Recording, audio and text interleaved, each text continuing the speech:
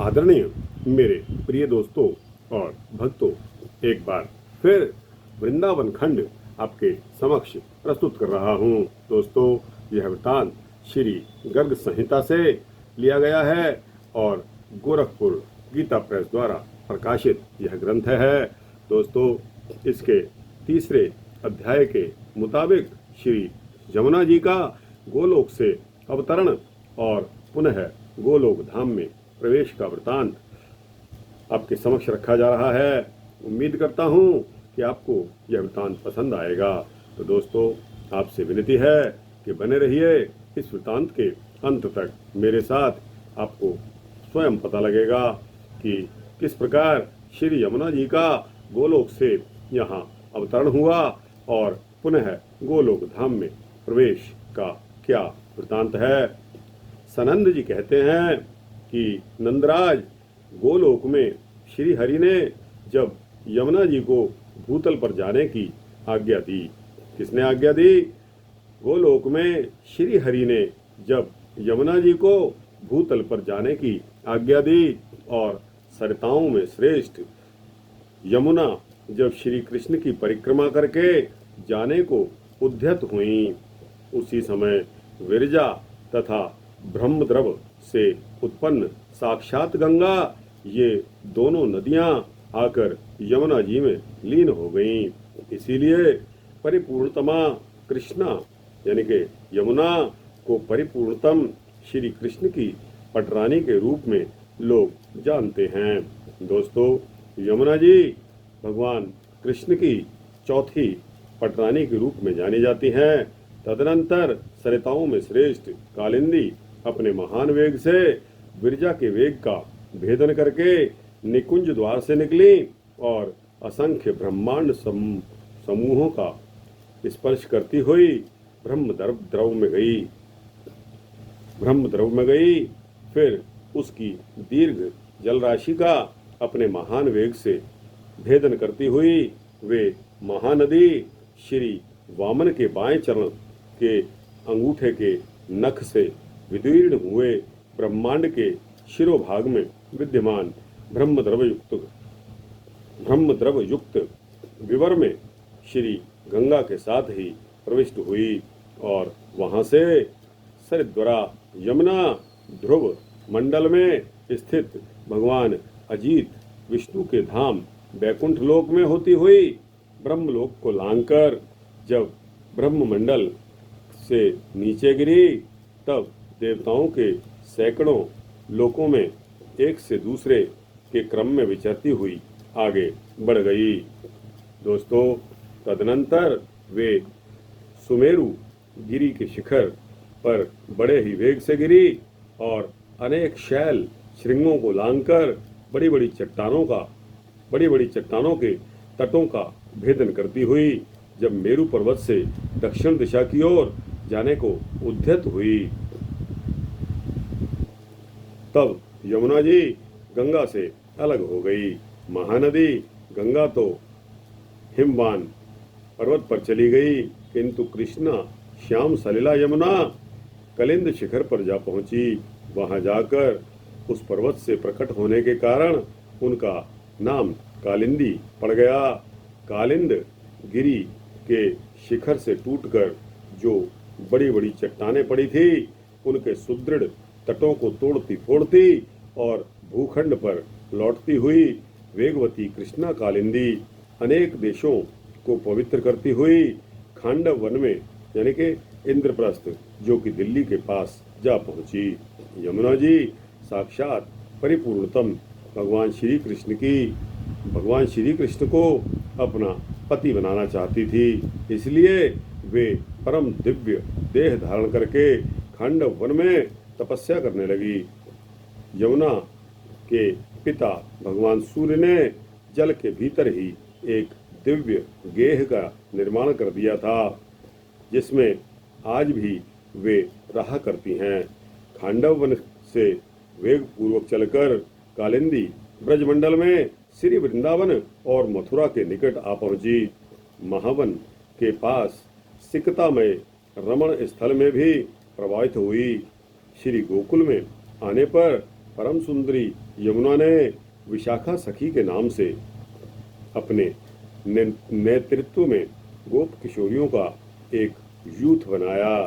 दोस्तों, यहाँ ध्यान देने की बात यह है कि श्री गोकुल जी में आने पर परम सुंदरी यमुना ने विशाखा नदी के नाम से अपने नेतृत्व में गोप किशोरियों का एक यूथ बनाया और श्री कृष्णचंद्र के रास में सम्मिलित होने के लिए उन्होंने वहीं अपना निवास स्थान निश्चित कर लिया। तो विशाखा कौन हुई? श्री यमुना जी हुई। तदनंतर वे जब ब्रज से आगे जाने लगी तब ब्रज भूमि के वियोग से विह्वल होकर प्रेमानंद के आंसू बहाती हुई पश्चिम दिशा की ओर प्रवाहित हो गई। तदनंतर ब्रजमंडल की भूमि को अपने वारि वेग से 3 बार प्रणाम करके यमुना अनेक देशों को पवित्र करती हुई उत्तम तीर्थ प्रयाग में जा पहुंची। वहां गंगा जी के साथ उनका संगम हुआ और वे उन्हें साथ लेकर क्षीर सागर की ओर बढ़ गईं। उस समय देवताओं ने उनके ऊपर फूलों की वर्षा की और दिग्विजय सूचक जय घोष किया। नदी शिरोमणि कालिंद नंदिनी कृष्ण वर्णा श्री यमुना ने समुद्र तक पहुंचकर गदगद वाणी में श्री गंगा से कहा। यमुना ने गंगा से कहा, क्या कहा? समस्त ब्रह्मांड को पवित्र करने वाली हे गंगे, तुम धन्य हो। साक्षात श्री कृष्ण के चरणार बिंदों से तुम्हारा प्रादुर्भाव हुआ है, अतः तुम समस्त लोगों के लिए एकमात्र वंदनीय हो। हे शुभे, अब मैं यहाँ से ऊपर उठकर श्री हरि के लोक में जा रही हूँ। तुम्हारी इच्छा हो तो तुम भी मेरे साथ चलिए। तुम्हारे समान दिव्य तीर्थ ना तो हुआ है और ना ही आगे ही होगा। गंगा यानी कि आप सर्व तीर्थमयी हैं, अतः सुमंगले गंगे मैं तुम्हें प्रणाम करती हूँ। यदि मैंने कभी कोई अनुचित बात कह डाली हो तो उसके लिए मुझे क्षमा कर देना। यमुना जी कह रही हैं।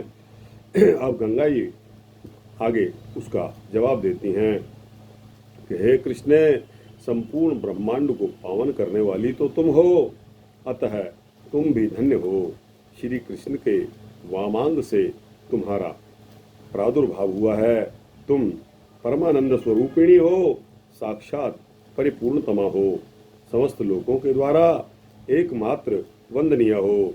परिपूर्णतम परमात्मा श्री कृष्ण की भी पटरानी हो, अतः कृष्ण तुम सब प्रकार से उत्कृष्ट हो। तुम कृष्णा को मैं प्रणाम करती हूँ। तुम समस्त तीर्थों और देवताओं के लिए भी दुर्लभ हो। गोलोक में भी तुम्हारा दर्शन दुष्कर है। हे शुभे, मैं तो भगवान श्री कृष्ण की आज्ञा से मंगलमय पाताल लोक में जाऊंगी। यद्यपि तुम्हारे वियोग के भय से मैं बहुत व्याकुल हूँ, तो भी इस समय तुम्हारे साथ चलने में असमर्थ हूँ। व्रज के रासमंडल में मैं भी तुम्हारे यूथ में सम्मिलित होकर रहूंगी। हरि प्रिय, मैंने भी यदि कोई अप्रिय बात आपसे कह दी हो तो उसके लिए मुझे क्षमा कर देना। इस पर सनंद जी कहते हैं कि इस प्रकार एक दूसरे को प्रणाम करके दोनों नदियां तुरंत अपने अपने गंतव्य पथ पर चली गईं।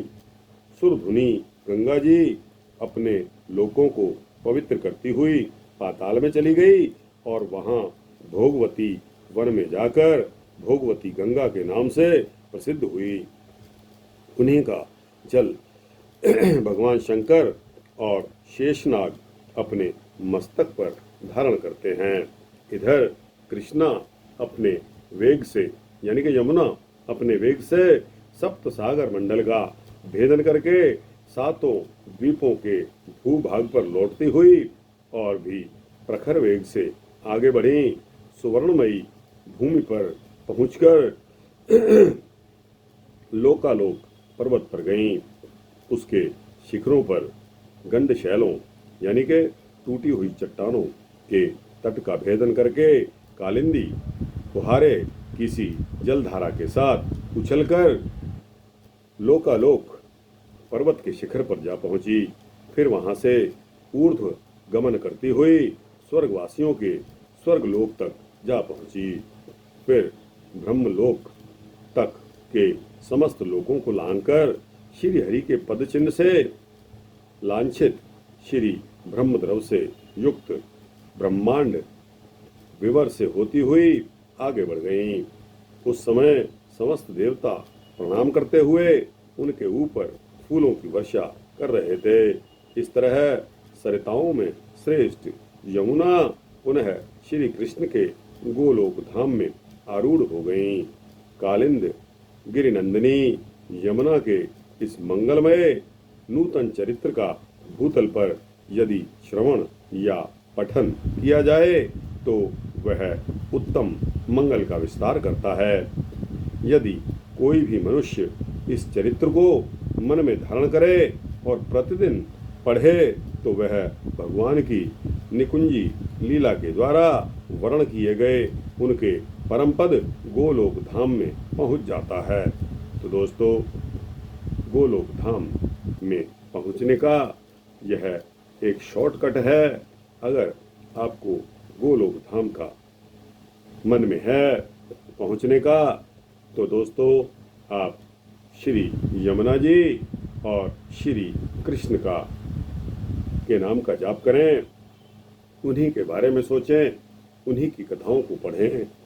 इस प्रकार श्री गर्ग संहिता में श्री वृंदावन खंड के अंतर्गत नंद सनंद संवाद में कालिंदी के आगमन का वर्णन नामक यह तीसरा अध्याय यहाँ समाप्त होता है। दोस्तों, यह अध्याय आपको कैसा लगा? अच्छा लगा हो तो इसको लाइक और शेयर करते हुए अपने दोस्तों, भक्तों, मित्रों, जिज्ञासुओं तक इसे अवश्य पहुंचाना। दोस्तों, बहुत से लोगों को यह नहीं मालूम कि यमुना जी श्री कृष्ण की चौथी पटरानी हैं और दोस्तों सूर्यपुत्री हैं। अगर आपको भी यह मालूम हो गया हो तो दोस्तों अपने दोस्तों को भी यह मालूम होने के लिए इसको शेयर अवश्य करिए और कमेंट सेक्शन में अपने कमेंट्स देकर इस चैनल को सब्सक्राइब कर देंगे तो आपको इसी तरह के सूक्ष्म भक्ति वृत्तांत मिलते रहेंगे।